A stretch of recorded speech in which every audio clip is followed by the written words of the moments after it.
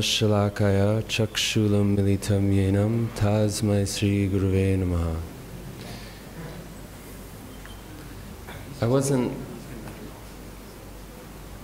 So what's that mean? Okay. I wasn't expecting to speak today, but just when Gopal mentioned my name, I just made a few notes, just some memories that quickly came to mind. We can hear some instructions, at least as I remember them, from Ayendra Prabhu. I remember when I first went to Ayendra Prabhu to to join the Kirtan department for some period of time, some years ago. There was one conversation we had that was kind of like our first long one-on-one conversation, which isn't exactly a conversation. It means more like he's speaking to me. And just a few really sweet things I remember from that. He was telling me basically about his mission in the 24-hour Kirtan, what it is that he's trying to do, to give me an idea so that I could kind of get on board with what his program is. I remember he said, my style of Kirtan is a mix of Bengali-style Kirtan and down-home stomping Braj Bas Kirtan. And I said, what? And he said, down-home stomping Braj Bas Kirtan, which actually is inimitable. And I said, what? And he said, inimitable, it means you can't imitate it. That was one thing he said. He, in later years I heard him use the term, he's trying to create a transcultural experience. That's something I only heard him talk about kind of in the last few years. But just at that time, he was saying how, even though I'm a Westerner, I've tried to adopt the Occidental style, or like the Indian style. And when the pilgrims come through, when the Indian pilgrims come through to see the deities, and they're hearing the kirtan and taking darshan of the deities, then they're very, very surprised to turn around and see that it's a white man that's singing in the style that I'm singing in, and they're appreciating that I've tried to learn something about their culture. He told me, we're not trying to sing like Michael Jackson or whoever it is that might be popular these days. Which I also thought that was a really classic one because it showed how completely divorced he was from popular culture, that the last reference to like a big singer he could give was Michael Jackson, because this was in like maybe 2002 or so. He told me, let the Prabhus that want to do their rock and roll music for Krishna do their thing, but we're trying to do something else. He told me that good kirtan, good singing, it's all in the subtleties of how one will do something. He told me 2 people can sing the exact same tune, but when one person sings it, it just sounds kind of ordinary, and when another person sings it, it sounds beautiful. Why? It's all in the subtlety, in the nuances of expression.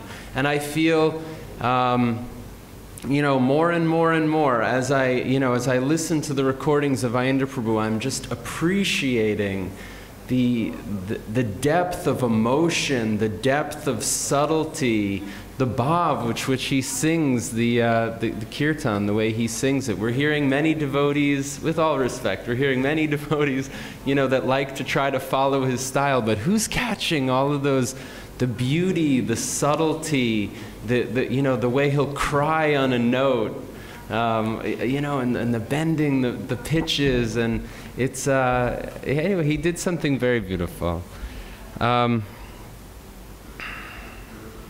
There was one time he was a little frustrated with the mridanga playing in his kirtan, and that was another good comment. I told him I wanted to take mridanga lessons. And he said, yes, that's okay.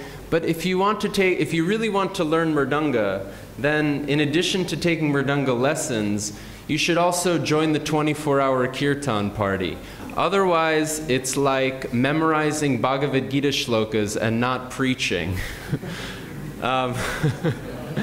He said, at one point he was a little frustrated with his mridanga player, and then afterwards, actually with Matsyavatar Prabhu, we were up in his room afterwards, and he was expressing that frustration, and he said, all my life I've had to deal with puffed up drummers. Before I was a devotee, I was in my rock band, and we had a puffed up drummer. And then I was with, then this one was playing mridanga for me, and he was a puffed up drummer. He was just using my kirtan as an excuse to show off. And then I was with this one, and he was a puffed up drummer. And this one, he's a puffed up drummer. All my life, puffed up drummers. I'm just telling you guys this because I don't want you to become like that. He said, it's so much better to just be a humble kartal player than a puffed up mridanga player. It's so much better to just it's so much better than to just clap your hands and chant Hare Krishna than to be a puffed up mridanga player. There was another time, we were talking about, we talked about music sometimes. He said, we can never be proud that we are good musicians. He said, even the best musicians of this world are nothing compared to the musicians of the heavenly planets. And the best musicians of the heavenly planets are nothing compared to the musicians of Vaikuntha. And the best musicians of Vaikuntha are nothing compared to the musicians of Goloka Vrindavan. And in Goloka Vrindavan, the gopis, they are the best, most fine musicians. We can never be proud that we are good musicians. I don't know, just some, these are a few memories I just jotted down. One time he was talking, he just said, they hardly expect us to become perfect. I said, really? As in like Krishna, Radha and Krishna, Gaura-Nitai, they hardly expect us to become perfect. I said, really? They don't expect us to become perfect? He said, no. They just want to see how hard you'll try.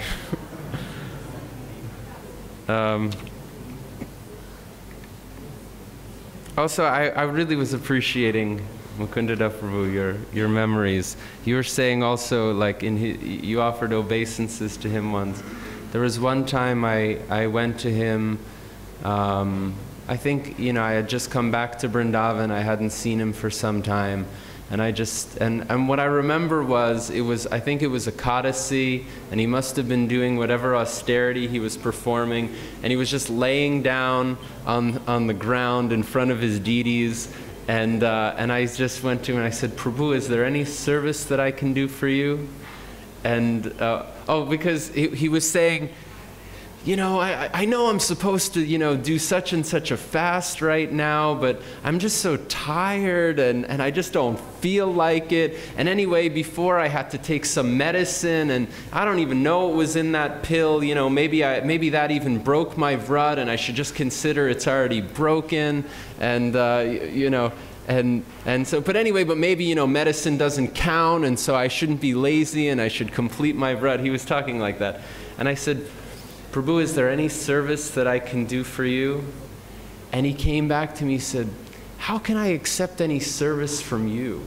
Who's to say that I'm such a pure vaya media that if you will do service to me, that will be counted as service to Krishna? What if there's any impurity in me that I may enjoy the service that you're doing for me, or the service that you're doing, and then it's not that Krishna gets to enjoy that service, then I have to accept some responsibility for that service. I just don't want to take that risk, basically.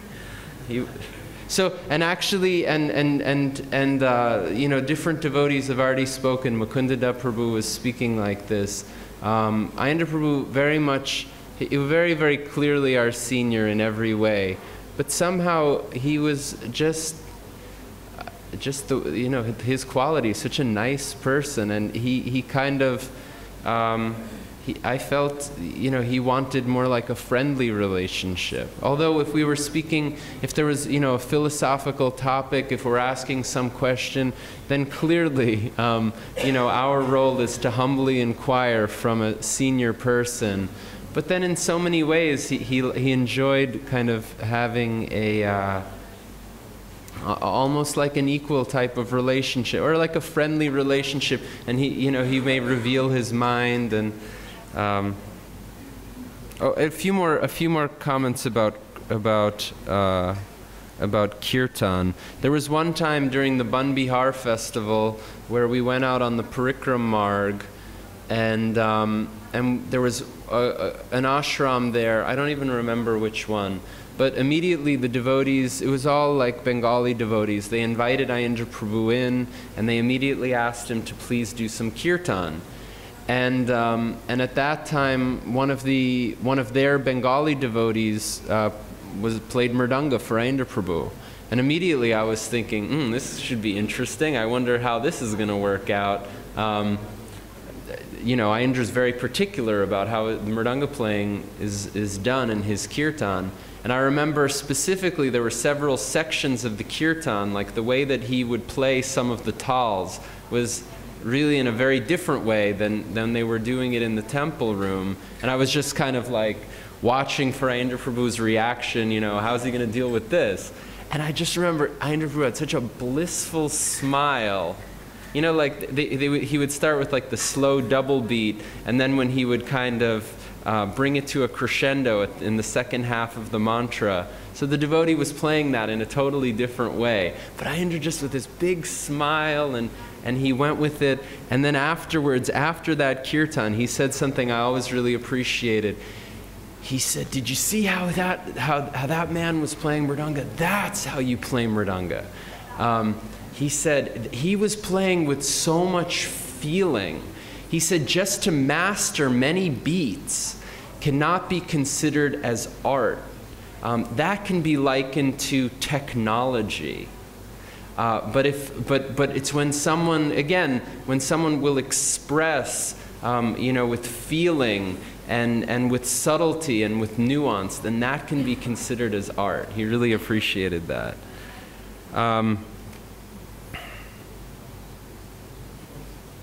I don't know how many more things should I say.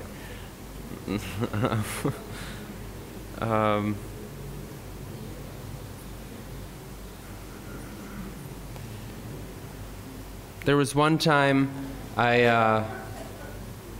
asked Ayendra like a question, something about the relationship between karma yoga and bhakti yoga, and to be honest, I still can't answer my question. I'm still not sure what the answer is. But the question was something like, if someone is having, you know, a tendency to, they like music, and they're a musician, and so then they'll do music for Krishna. So then is that considered kind of like you're dovetailing what you want, so it's like a type of karma yoga, or is that you know, or is that bhakti yoga, or what is that? And I just remember he became very adamant, and he said, "We're not doing kirtan because we're musicians. We're doing kirtan because Nam Sankirtan is the Kali Yuga Dharma." Something like that. You know, in his own kirtan, everybody knows this. One thing that he took it so seriously. He was so focused. I really appreciated Mukunda Dutt Prabhu, the way and Bhubaneswar also mentioned that anything he did, he took it so seriously. I just remember in my own experience with Ayendra Prabhu, you know, sometimes it can be austere to spend periods of time in Vrindavan, and for myself, I feel like I may go through periods of up and down. Sometimes I'm a little more enthusiastic, sometimes I'm less enthusiastic. And to do the Kirtan Seva, sometimes you can go through those types of hills and plateaus. And with Ayendra Prabhu, I just appreciated so much that just through everything, thick and thin, he came. Every time he would come downstairs and just give 110% in every kirtan and took it so seriously. And you know, who's there and is it, you know, and making a show. It's like he transcended all of that, and just every time he would come down and be very serious. There was a time, there was one devotee, I think we know the devotee who he said, chant Hare Krishna or I'll kill you.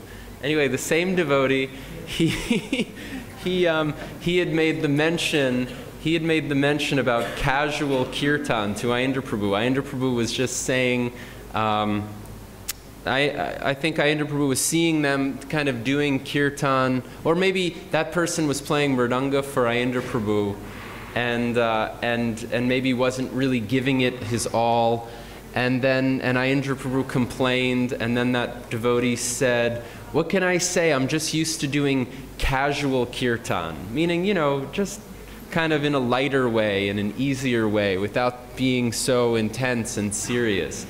And Ayendra Prabhu immediately jumped on that. We don't do casual kirtan. That's not what we're doing here. And then, you know, up on the veranda upstairs this one time, just with so much energy, you know, they're talking about casual kirtan. That's not what we're doing, you know, and I need everybody's help, and I need everybody's support, and like that. And I remember, and this was just a few months before he passed away. And I said, you know, I'm sorry, Prabhu, you're right. I feel that we're taking your association for granted, and we're taking our opportunity right now for granted by not taking it more seriously. And anyway, I didn't actually realize how true that was. And yeah, so that kind of pacified him when I said that. Anyway, just a couple more things. There was one time I had a question. I was talking with a devotee who was glorifying another person for giving a lot of charity to the devotees. And that person was saying, you know, what an incredible service that person is doing. That person is just going to be so rich in his next life. They're just doing so much charity. And so I had a doubt about that comment. And I went to Ayendra Prabhu, and you know, we discussed it, and the conclusion was basically, if someone is small-minded to want wealth in this material world, while it's surely true that giving charity to the devotees is a very wonderful service and a very needed service, and we encourage everyone to do like that, still, even if someone is just wanting wealth in this world, it can't be said that giving charity is the best way to achieve that end. Because chanting Hare Krishna, Nam Sankirtan, is the Yuga Dharma. So anything that one may want, whether it be in terms of material sense gratification, whether it be in terms of liberation from material existence, or whether it be in terms of pure love of Godhead, the best way to attain any such goal in any category is by the performance of Nam Sankirtan. And so we spoke like that, and I said, I kind of appreciated that he reaffirmed what I'd thought, and I said, yeah, thank you so much. That's always been my understanding. And he just threw up his hand. He's like, well, yeah, that's always been my understanding too. I mean, unless I've been in Maya the whole time. And then later that night, at that time I was at the 7 to 10 p.m. kirtan shift, and so I would get to sleep maybe 10:30, 11, and so I would really try to get to sleep as fast as possible so that I could be up properly in the morning.